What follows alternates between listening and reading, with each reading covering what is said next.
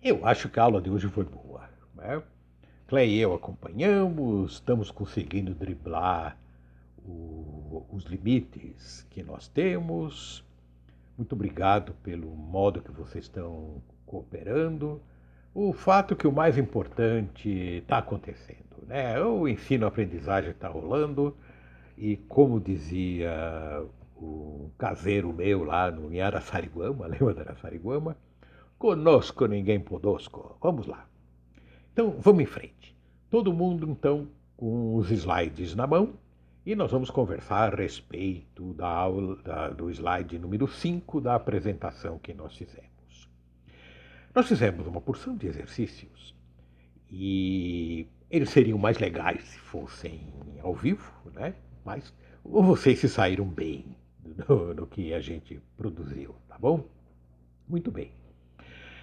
Uma coisa importante que tanto no estudo que a gente fez na primeira aula sobre o Fordismo e hoje nos desenhos, nós vimos que existe uma semelhança muito parecida, uma semelhança muito forte entre aquilo que se da subjetividade presente no Fordismo, Taylorismo, amaciado pela Escola de Relações Humanas lá do Elton Mayo, né? Uma semelhança muito grande com o que existe hoje. Com o que existe hoje, que nós chamamos o pós-Fordismo, por quê? Porque nós estamos atualmente com uma subjetividade, com estratégias de psicologia organizacional e do trabalho que são muito parecidas com aquelas do Fordismo, lá de 1920 até a Primeira Guerra e até mais para frente, que foram transformadas depois com o modelo toyotista que nós vimos, só que acontece com uma coisa muito séria. É? Nós temos que juntar a aula de hoje com a aula passada, quando nós falamos do mundo da quarta revolução industrial, da tecnologia e assim por diante. Uma questão.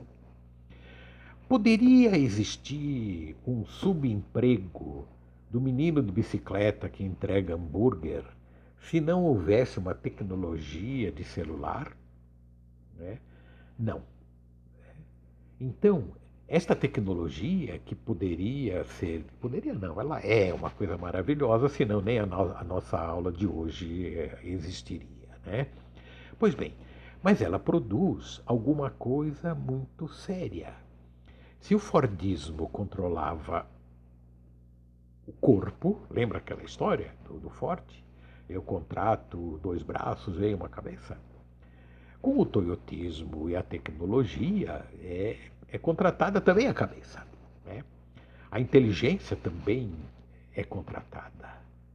E pior, com a subjetividade, nós estamos também nos apropriando da alma, do sentimento, onde as pessoas acreditam que é muito melhor o menino estar entregando o hambúrguer de bicicleta debaixo da chuva do que não ter emprego. A gente deveria perguntar, é diferente. Isso é justo? Pois bem, o que acontece? Assim como no Fordismo, com o uso das tecnologias que a Revolução 4.0 está trazendo, veja nos slides número 5, as pessoas voltam a ser mero recursos. E recursos materiais. A gente chama órgão de recursos humanos, mas são recursos imateriais. Né? Isso não é problema, porque recursos têm que ser administrados. Mas eu não posso administrar pessoas como se elas fossem matéria. Veja só no quadrinho, né? Quem fez programas de qualidade deve estar reconhecido na cara desse mapinha que eu pus aqui, a espinha do peixe de Chikawa. Não vamos tratar desse assunto, tá bom? Não interessa para nós agora. Mas repara que existem 4 elementos que trabalham e que levam a uma produtividade. Vou ler de baixo para cima no sentido horário. Né? Primeiro, o método de trabalho. O material que é utilizado e lá para cima as máquinas que estão sendo utilizadas e a mão de obra. Acontece que nós trabalhando com mão de obra como se ela fosse matéria, nós estamos pensando que essa mão de obra, esses recursos, ela pode ter falha no equipamento.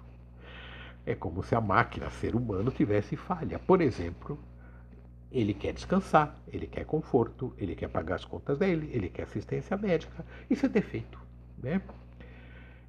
Exige retrabalho.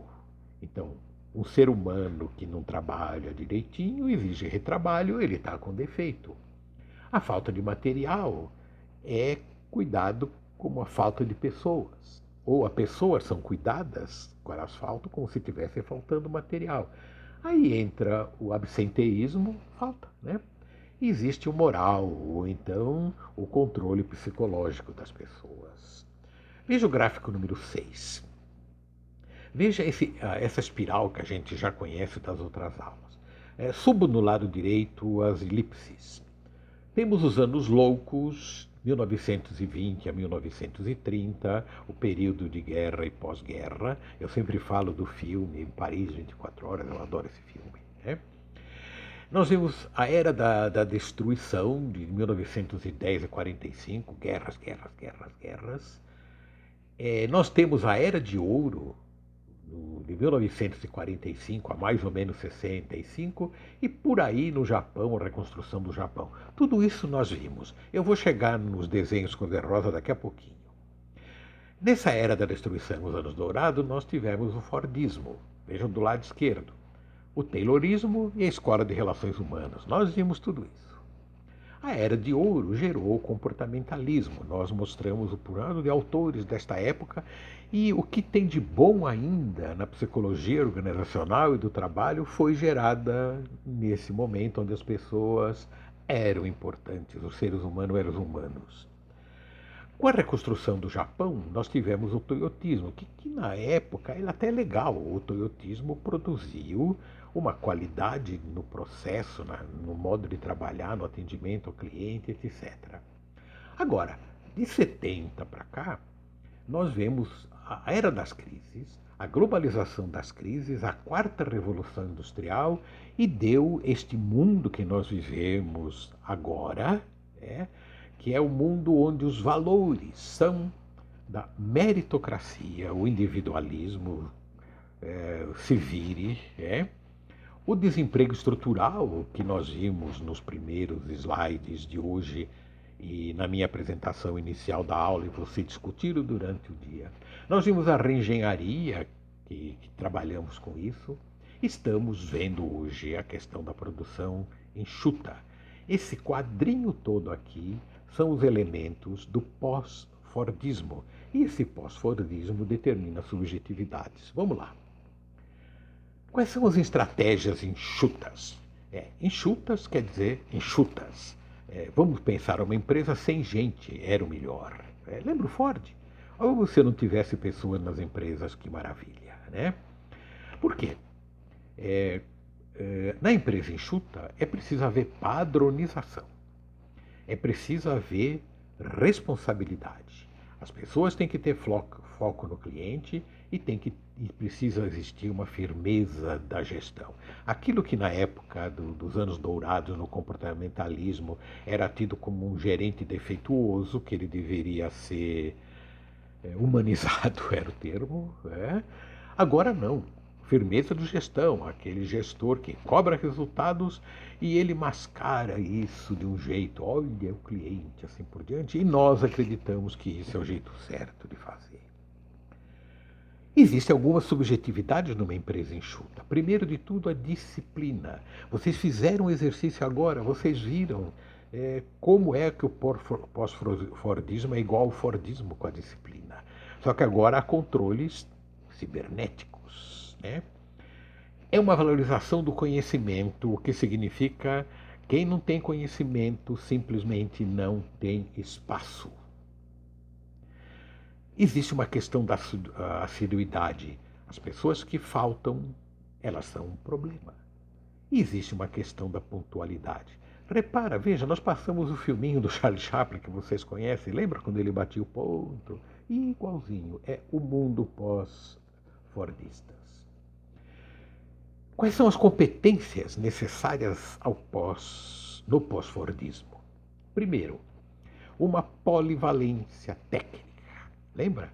O RH agora é generalista. E não, eu falo do RH porque a nossa tribo aqui é de RH. Mas nós estamos falando a mesma coisa. O pessoal de marketing, o pessoal financeiro, o pessoal de produção, todo mundo tem que saber tudo. Temos que ir. Lembra do Burogame, o jogo da bola, quando você desmanchara um organograma e todo mundo fazia tudo, né? Significa que quem amarrava a bola tinha que assoprar a bola e assim por diante. As personalidades têm que ser colaborativas. Isto aqui veio das técnicas do comportamentalismo, que mais na época é bom o ser humano participar, se envolver, e agora ele tem que colaborar. Colaborar, vamos deixar de ser politicamente correto, significa o seguinte: obedecer, né? E tem que ter a visão do processo e do negócio, o que significa ele tem que saber por que está produzindo, por que ele deve ter uma personalidade colaborativa e por que ele tem uma polivalência técnica. A bola vermelha deveria estar piscando se eu tivesse mais competência em fazer slides, né? Resultado acima de tudo, tá bom? E atitudes pós-fordistas. O que eu exijo do trabalhador? Primeiro, a colaboração. Nós vimos isso antes. O engajamento, vestir a camisa. Mobilidade. Ele tem que ser capaz de trabalhar hoje num lugar, trabalhar outro no outro, e melhor, até que ele nem trabalhe na empresa, que ele seja um terceirizado, um quarteirizado, um uberizado. É isso que se espera dele, ele é capaz de fazer isso. Se eu faço marmita para vender nos cruzamentos, eu sou um empreendedor, não é verdade? Bom, e agora? Aqui nós temos 2 pontos. Eu quero primeiro ver aqui, faz de conta que eu sou o gerentão lá do Charlie Chaplin. Primeiro, meu subordinado, você tem que colocar-se de corpo e mente e alma no trabalho. Você tem que aceitar para sobreviver. Você tem que estar de inteiro na direção das metas organizacionais. Você tem que aceitar para sobreviver. Você tem que fazer o propósito da empresa ser o seu próprio propósito. Você tem que aceitar para sobreviver. Este é o nosso mundo. Eu não quero dizer que a gente se submeta, eu quero dizer que a gente não seja tonto de não perceber que esta é a realidade. E temos que lidar com essa realidade com a nossa ética. Muito bem. E agora, indo para o slide 12, nós vamos, como de costume, falar de livros que são livros da época. E nós vamos encontrar 2 aqui, e eu sempre destaco. Esses livros eu li, eu estudei, eu trabalho com eles, essa coisa toda, mas eles não são referência do nosso curso. O nosso curso tem referências mais sérias. Nós vimos alguns autores importantes. Mas, ainda vindo das bolinhas do lado direito, a era das crises evoluiu na nossa espiral para que as empresas sejam enxutas. Tudo, descrever a empresa enxuta. Nós continuamos vivendo na globalização das crises e a 4ª revolução industrial. Aí, os gurus aparecem aqui no sentido meio irônico, eles são gurus, vendem muitos livros, influenciam a subjetividade da administração. É só ver os congressos de RH, do que nós falamos, e tem 2. O James Wormack e o Daniel Jones, a mentalidade enxuta nas empresas. É uma aula de subjetividade, tá bom? Muito bem. E a máquina que mudou o mundo fala dos autores que tratam do toyotismo. São esses. Lembrando, não são referência, não compra, não precisa ler, mas é só para a gente mostrar que esses livros estão influenciando a subjetividade, criando a subjetividade, que cria autores desses livros, que vendem os livros para quem acredita nisso e aumenta a subjetividade. Quem faz um curso como o nosso está vacinado para não entrar nesta onda. Faz como eu leio esses livros, mas com máscara e lavando a mão com álcool, como é assim que a gente faz. Minhas amigas, meus amigos, muito obrigado pela paciência, Muito obrigado por aceitarem isso. Nós todos estamos tentando superar esta crise. Na aula que vem, trataremos da continuidade do nosso assunto. Muito obrigado, boa noite. Nós estamos às ordens ainda para responder perguntas se vocês tiverem, tá bom? Tchau. E não se deslogam antes de umas 10 e tanto, tá bom? Um beijo a todas.